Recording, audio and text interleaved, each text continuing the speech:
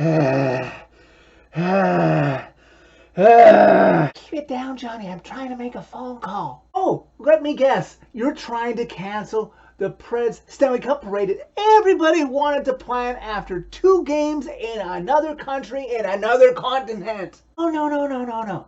Not that. I'm trying to get tickets for the Tennessee Volts National Title Parade. Preds lose 5-1 to the Dallas Stars. Yes, you heard me right. Only 2 nights after getting embarrassed in their home opener versus these Dallas Stars by a score of 4-1, they get embarrassed in Dallas's home opener in front of their crowd by an almost identical score except for the empty net at the end. This team, and to an extent the fan base, got a little bit overconfident with 2 games against a team that is probably going to be pathetic and in the bottom of the standings overall come the end of the season. Can't remember the last time this team played this fine. Oh, yes, that's right. The end of the 2021-2022 season when this team was just crawling, begging, desperate to hopefully make the playoffs, and then they got swept by Colorado. Have some sympathy on me, Preds Nation.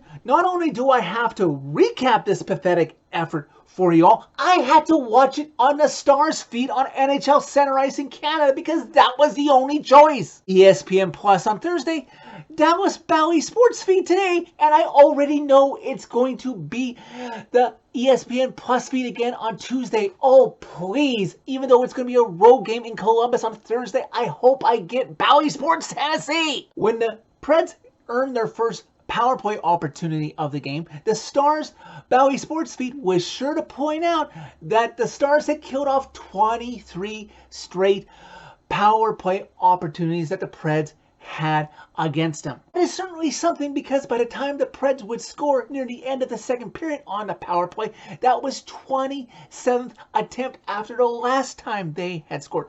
Let's hope it doesn't take that many tries to score against this team again because you play them so often in a season. I really have to go through every Stars goal from this game. I'm gonna give myself an aneurysm. Stars certainly gave you chances to win this game, Preds, as you outshot them by quite a margin, but you were high off your own farts against those 2 wins that you got from the Sharks, and now you've laid 2 straight duds. Thursday was not a one-off, as we see tonight, and Tuesday is not that far away from now, so fix it. Where do we start? Josi falling down that allows the Hintz goal.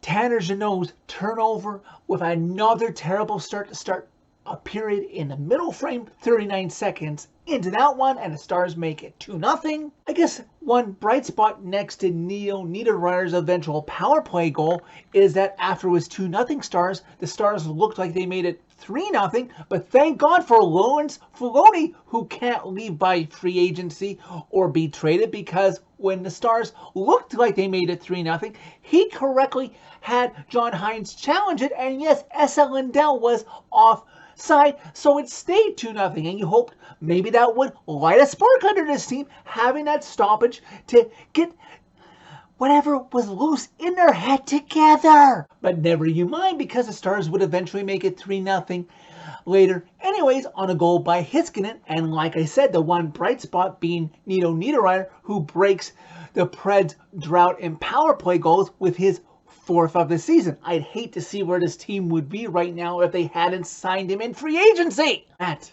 Philip, let's get it going here. Nino can't do it all by himself. What is there to say about the third?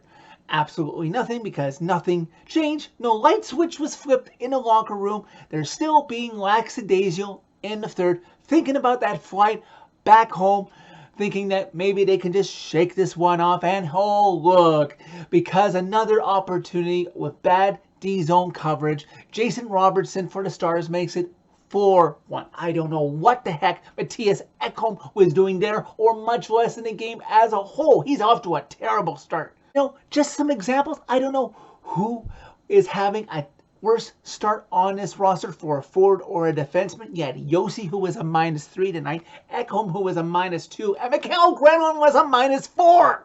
Preds pull Saros with just under 5 minutes left to go in regulation, because yeah, that'll work. Being down by 3 goals, this roster is going to say, hey guys, let's wake up. And you know, just as I thought that the Preds might escape that embarrassment of allowing an empty net goal, being down 4-1, nope, the Stars rub some salt in the wound. Mason Marchment gets his 3rd of the season, his first home goal into the empty net.